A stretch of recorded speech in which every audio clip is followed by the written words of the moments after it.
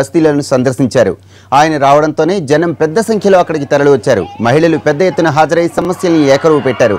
స్వచ్ఛత, పరిశుభ్రతపై వారి సమస్యలను అడిగి తెలుసుకున్న కేసీఆర్ సత్వరమే పరిష్కారం చేయాలంటూ అధికారులను ఆదేశించారు.